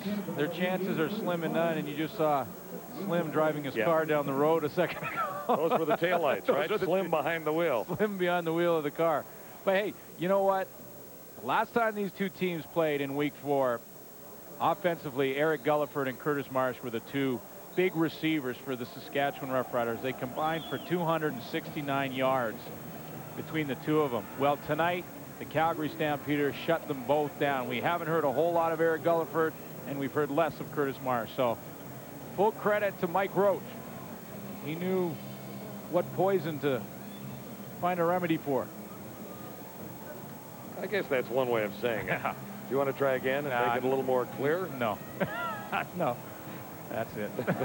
Just one crack at it. If you don't get it, just move on.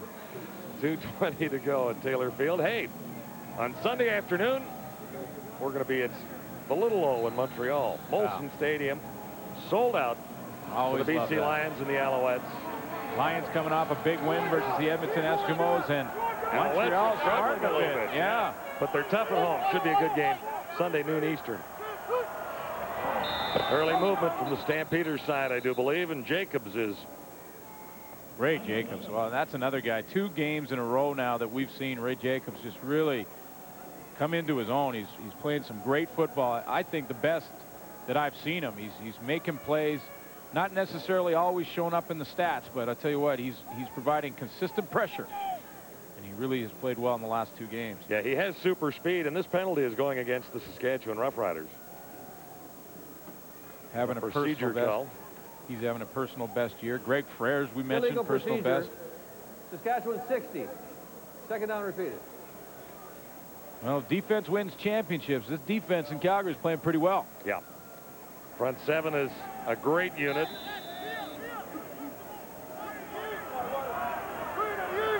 That's really helped things out in the secondary for the Stampeders this year because there have been changes back there. Touchdown toss, yes. Bendros is into the end zone. Demetrius Bendros. And the Riders climb a little closer. Might as well try for 2 here. 33-15 it stands right now. Now the injury to Greg Freres really changed the outcome of that play. Dan Disley goes over there and just doesn't make the same type of play that a Greg Freres would make the way he's playing this season, because Disley had a chance at that football and just kind of ran past it and allowed Bendros to come underneath him. Burris looks for 2. And he got it. That was a one-hopper. Gulliford got the ball. 2 points. So now the Riders there's a little bit closer. Keep hope alive. 2:13 to go, and if you've written them off too early, they're never going to speak to you in Saskatchewan again. Oh no, how did it become me writing them off too early? You know what, it's a long way to go against this Calgary defense, you know, and here's the touchdown to Bendros. He's the outside receiver, but watch the chance that Dan Disley has to make the play as he comes into the middle. Watch as he comes over. He hesitates right there. Can't decide whether or not to make the hit or go for the football, and the indecision costs him a touchdown. Bendros takes it in untouched. You either take the man or you take the ball, and he really didn't do either, and Bendros benefits from it, and then they get the 2-point conversion. Eric Gulliford just to keep hope a little alive, and everyone's in the car we just saw driving out of the park. They're the ones who gave up on them. They're down. They're halfway home. I'm wondering if any of those cars will put it in reverse and they're coming back. I can see a couple of guys turning around out there. No, that car's not allowed to leave. This one we're seeing now is not allowed to leave until well after the game is over. Yeah, that much gas. The portable wasted by Gaynor tonight.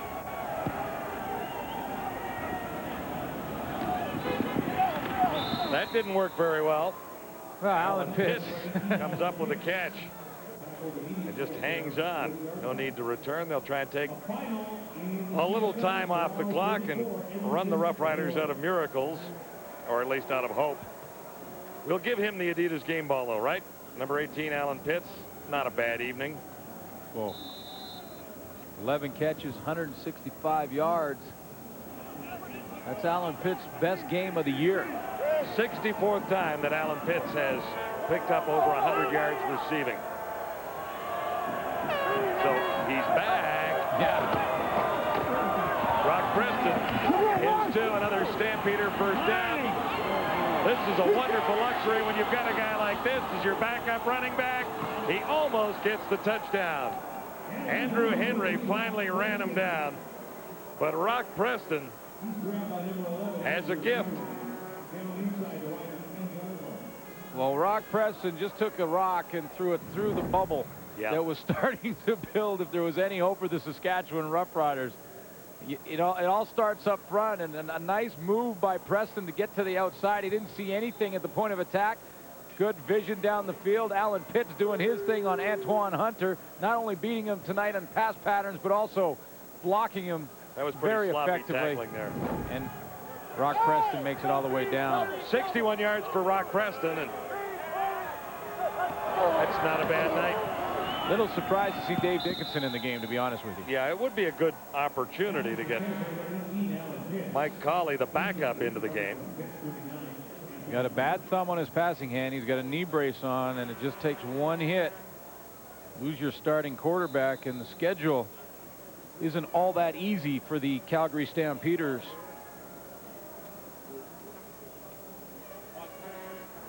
They take on Winnipeg, and then they go Saskatchewan, BC again, and then, I mean, this Montreal, they've got a. But a very solid block on first place. Pitts has the touchdown. A yard deep in the end zone on 2nd and goal. Alan Pitts makes the catch. Antoine Hunter is going to lie down tonight. Oh, he's going to see number 18 in his dream. 18 is going to be running by him. You know, all those sheep that are going to be going over his head, they're all going to be wearing white jerseys with number 18 on. He'll be going, bah. Yeah, counting Alan Pitts jumping over the fence a few times. Well, you know, it happens. It happens to the best cover guys in the game. So don't worry about it, Antoine Hunter. You just tried to hang with the best in the history of the game. Couldn't do it tonight, but I'm sure you'll get another opportunity. TD number 5 for Alan Pitts. That was part of the plan. Get the ball to Allen tonight, and Stampeders hadn't been doing that effectively over the last couple of weeks, but Dickinson took care of that tonight and tossed it to him about 16 times for 12 catches, 173 yards. Touchdown here. Folks, that's Antoine Hunter's dream right there. That's what he's dreaming right there all night long. Oh, no. Oh, no. Number 18 just caught another one on me. It's a long night. But he's beat the best in the game. Well, you know, it's fairly interesting when you look at Alan Pitts over the last couple of weeks, and everybody who's been around this league for a long time knows just how great a receiver he is. But you start wondering when you see the numbers like last week, 5 catches, 43 yards, nothing particularly spectacular about a Pitts performance there. So maybe this rookie Rider secondary didn't pay as much attention to number 18 in preparation this week as it might have. And that's what veteran will bring you to. A veteran in your roster, they know more than anybody if they're not playing up to their potential, and they will definitely pick it up on their own. And no one had to tell Alan Pitts that his production had dropped off. Whether he was playing up to his potential or not, I mean, his production had dropped. That's what I mean. And that was a concern, right? Yeah.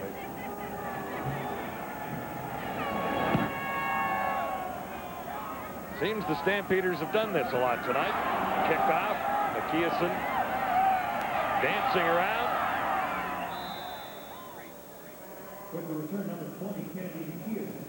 Well, the Stampeders have a 3-point bulge on the Edmonton Eskimos as we give them this victory. Oh, so you're giving them the win then? I'm giving them the win. Okay.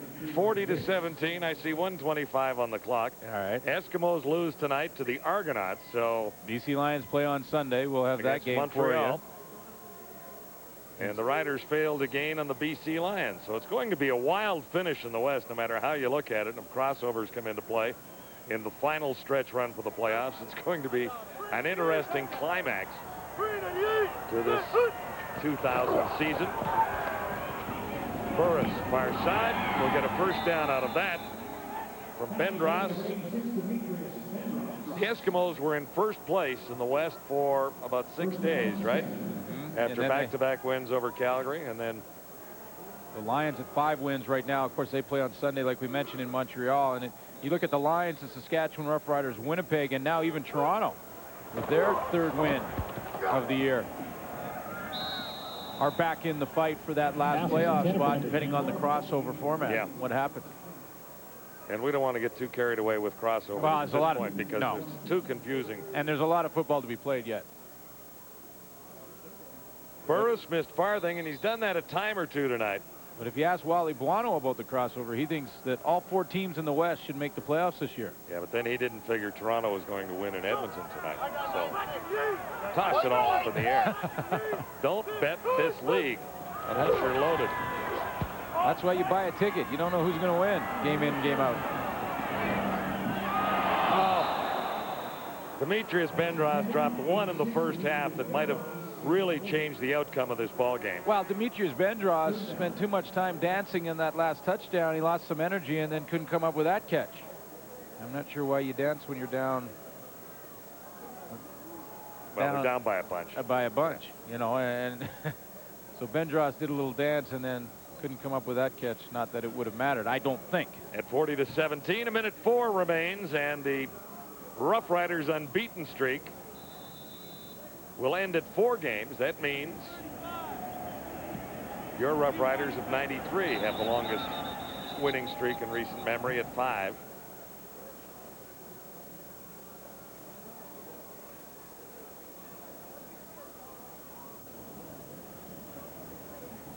Well, you know, and it's a disappointing game for Saskatchewan, not just the loss, but the fact that they had the full house.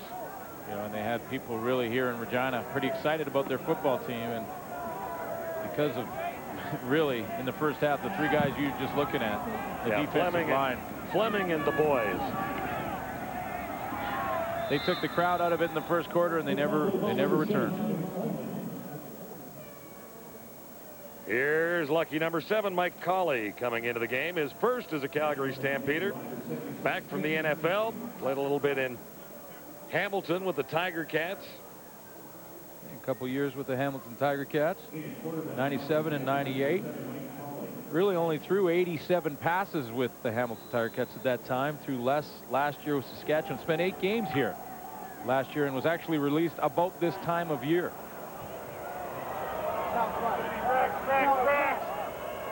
So the first sequence for Mike Colley, we thought maybe he might have been in a little sooner because the Stampeders have a very comfortable margin. Colley likes to run, and here he goes. Nice fake to Brock Preston, and Colley whips around the right side. Well, I heard someone on that Calgary bench yell, "Get down!" They don't want to lose Mike Colley. They want to develop him into that backup spot. They saw what happened when Troy Kopp came in and just couldn't get it done. That's why he is unemployed. That was a tough couple of weeks. Yeah. Dave Dickinson gets out with about a minute to go, and that's what he accomplished. He is a cool customer. 24 of 46. Tough to blitz him because he knows how to pick it apart. Oh, there's a fumble. A collision between the new quarterback and the running back. And the Roughriders come up with the ball. It's Travis Smith with 25 seconds left. He had a backup. Well, Brock Preston's not necessarily a backup. He is officially the backup to Calvin Anderson, but he's been around long enough. I would think it must have been Colley. Mike the Colley's new quarterback, been, right? You know, he's trying to still get the plays down. And in this play, he was supposed to turn the other way. Kaboom. And Smith was right there, so the Riders, with 25 seconds to go, have a shot at the end zone. Hey, in the backfield.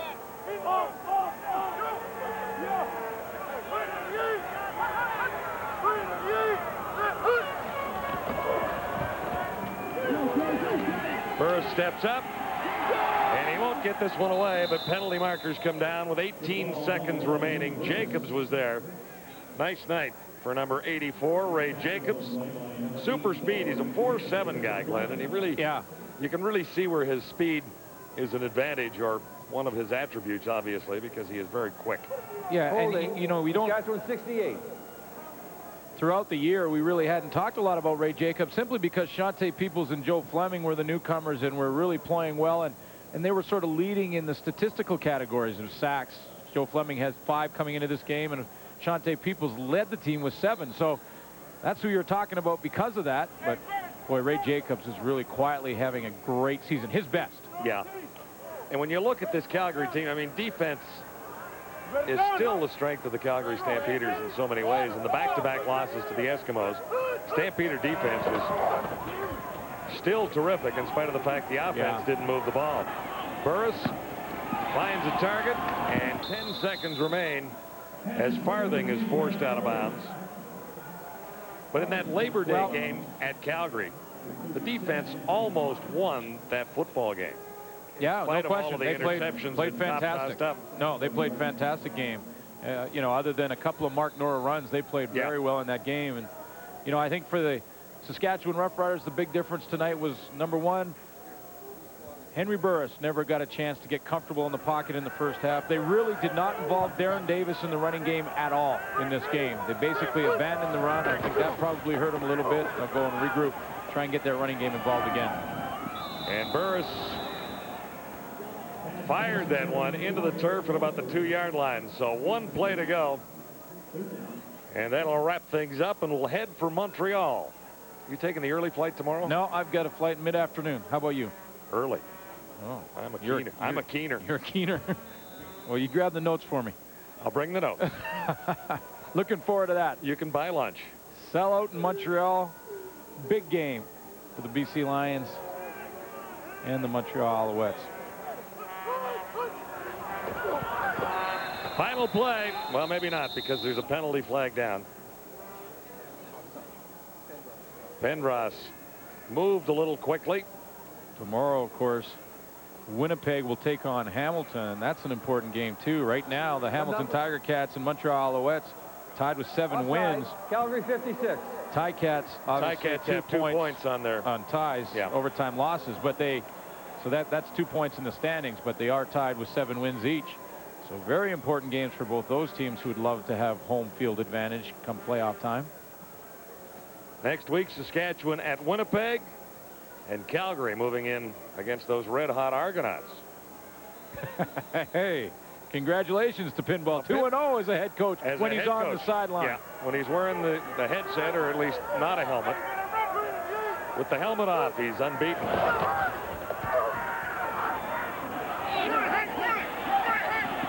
Touchdown toss and another interception. Pryor had 2 last week, and he may take this to the house. Sure did. He wanted to. Knocked at the 30-yard line, but that's nice for the stats for Pryor. 4th interception of the season. And the 3rd for the Stampeders tonight, although the last one really didn't matter a whole bunch. 8 interceptions for the Calgary Stampeders in the last 2 games. Wally Bueno used to coach Danny Barrett. He gave him another lesson here tonight. 40-17. That's your final on Adidas Friday Night Football.